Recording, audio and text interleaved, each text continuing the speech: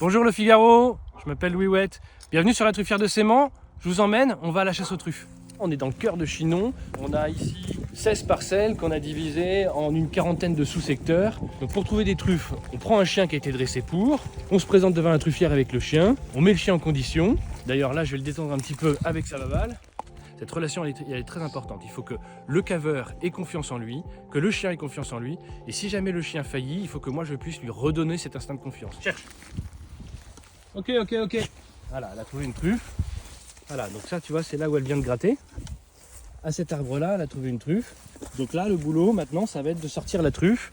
En une phrase, une truffe, c'est la partie fructifère d'un champignon. Le champignon de la truffe, ça serait le pommier et la truffe, la pomme. Donc la truffe, c'est l'expression fructifère du champignon. Là, on est sur quelque chose qui va faire... je pense 45 à 50 grammes. C'est super parce que ça, c'est ce qui suffit pour 4 personnes, pour 1 ou 2 plats. C'est bien ma puce, c'est très bien. Je la récompense maintenant parce que ça fait un petit moment qu'on l'a sortie, à force de parler. Et il faut absolument lui dire qu'elle a fait un bon boulot.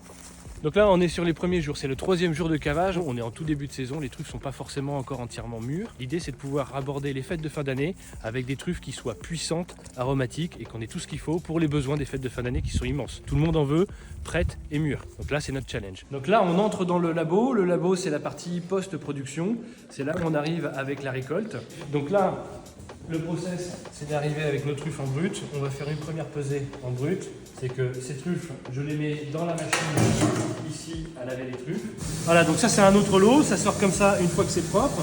Ici, on les a laissé déjà s'égoutter un petit peu. Donc elles sont bonnes à aller canifer. Donc mettre un petit coup de canif pour pouvoir observer à l'intérieur de la truffe. Allez, je t'emmène, on va aller tout de suite sur l'autre banc, on va aller faire ça.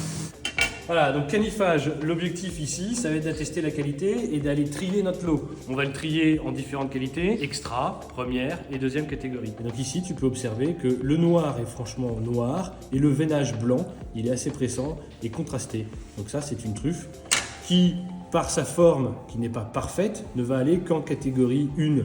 Si jamais elle avait été ronde et parfaite, très belle, elle aurait pu passer en catégorie extra. Donc c'est véritablement qu'un aspect extérieur. On est super dur, mais parce qu'on défend une qualité au top. Bon, tout ça c'est quand même assez super. D'être capable de sortir ça début décembre, pour moi c'est ça la fierté, et ça je trouve que c'est extraordinaire. J'ai mes frères, sœurs qui sont aussi des trufficulteurs. On est tous dans la trufficulture par plaisir et par choix. On gravite autour de notre père qui est quelqu'un de très actif aussi, qui est toujours très présent et qui lui nous permet de continuer à vivre ça ensemble. Donc c'est pas une reprise, c'est dans la continuité. Olivier Bouygues, c'est lui qui est venu voir ma famille en nous disant écoutez, apparemment on peut faire de la culture de la truffe. On lui a répondu que c'était possible. Il a dit ok, top là.